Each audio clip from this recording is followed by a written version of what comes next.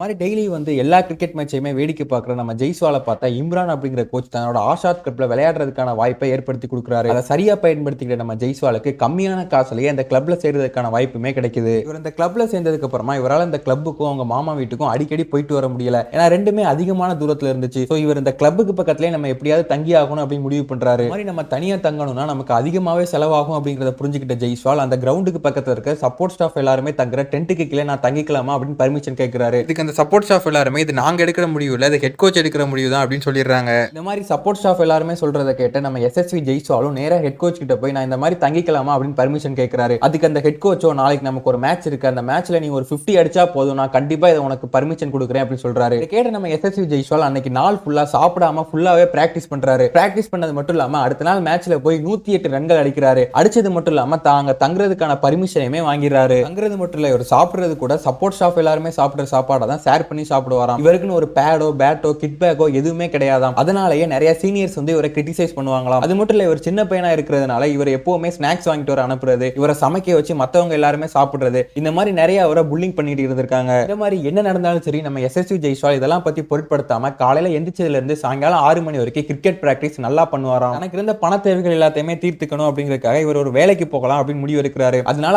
6 மணிக்கு cricket practice முடிக்கிற நம்ம எஸ்எஸ்வி ஜெய்ஸ்வால் 6 மணில இருந்து 10 மணி வரைக்கும் தனக்குன்னு ஒரு பானிபூரி கடையை ஓபன் பண்றாரு. அதுல வேலை பார்த்து முடிச்சதுக்கு அப்புறமா நைட்டு 10 மணில இருந்து 12 மணி வரைக்கும் அந்த ரோட்ல இருக்கிற ஒரு கடையில போய் வேலை பார்ப்பாராம். இந்த மாதிரி கிரவுண்டுக்கு பக்கத்திலேயே பானிபூரி கடை போட்டுக்கிட்டு அதுல இருக்க வருமானத்தை வச்சு கிரிக்கெட் பிராக்டிஸ் பண்றது அப்படிங்கறத நம்ம எஸ்எஸ்வி ஜெய்ஸ்வால் தன்னோட 11 வயசுலயே பண்ணிருக்காரு. இந்த பானிபூரி கடையை இவர் 11வது வயசுல இருந்து 14வது வயசு வரைக்கும் மெயின்டைன் பண்ணிருக்காராம். இந்த மாதிரி நம்ம எஸ்எஸ்வி ஜெய்ஸ்வால் 14 வயசுல இருக்கும்போது இவரோட டேலண்ட், பெர்ஃபார்மன்ஸ், ஹிஸ்டரி இது எல்லாத்தையுமே பார்த்து ஆச்சரியப்பட்ட ஜுவாலா சிங் அப்படிங்கிற ஒரு கோச் இவருக்கு ஸ்பான்சர் பண்றதா முடிவெடுக்கிறாரு. இந்த மாதிரி தனக்கு ஒரு பேட், பேட் இதெல்லாமே வாங்குறதுக்கு ஒரு ஸ்பான்சர் கிடைச்சதுக்கு அப்புறமா தான் நம்ம எஸ்எஸ்வி ஜெய்ஸ்வாலும் தன்னோட பானிபூரி கடையில வேலை பார்க்கறதையும் நிறுத்துறாரு. இதுக்கப்புறமா நம்ம எஸ்எஸ்வி ஜெய்ஸ்வால் தன்னோட ஃபுல் கான்சென்ட்ரேஷனையுமே கிரிக்கெட்ல காட்ட ஆரம்பிக்கிறாரு. 2015வது வருஷம் தன்னோட 15 வயசுல இருந்த எஸ்எஸ்வி ஜெய்ஸ்வால் ஒரு கிளப் சீரிஸ்ல 319 ரன்ஸ் அடிச்சது மட்டும் இல்லாம 13 விக்கெட்ஸுமே எடுக்கிறாரு. இவரோட அந்த சாதனை லிம்கா புக் ஆஃப் ரெக்கார்ட்ஸ்லயுமே வெளிவந்திருக்கும். என்னதான் இவர் நல்ல பெர்ஃபார்மன்ஸ் கொடுத்துக்கிட்டு இருந்தாலும் இவருக்கு ரொம்ப நாளைக்கு மும்பை டீமுக்கு விளையாடுறதுக்கான வாய்ப்பு கிடைக்கல. அங்கங்க சின்ன சின்ன கிளப் மேட்சஸ் மட்டும் தான் ஆடிக்கிட்டு இருந்தாரு. ஃபைனலா 2016வது வருஷம் தான் இவருக்கு மும்பை டீமுக்கு விளையாடுறதுக்கான வாய்ப்பு கிடைக்குது. அந்த வாய்ப்பை சரியா பயன்படுத்திக்கிட்டு நல்ல பெர்ஃபார்மன்ஸ் கொடுத்ததுனால தொடர்ந்து இவர் ரஞ்சி டிராபி, விஜய் ஹசாரே டிராபிலாம் ஆடுறாரு. முக்கியமா விஜய் ஹசாரே டிராபில இவர் கொடுத்த பெர்ஃபார்மன்ஸ் மூலமா ஜெய்ஸ்வால் அப்படிங்கிற தன்னோட பேரை இந்தியா முழுக்க தெரிய வச்சாரு. அது மட்டும் இல்லாம அதுல நடந்த ஒரு மேட்ச்ல 203 ரன்ஸை வெறும் 184 பால்ஸ்ல அடிப்பாரு. இந்த நாக் மூலமா இந்தியாவையே இவரை திரும்பி பார்க்க வச்சாரு அப்படின்னு சொல்லலாம்.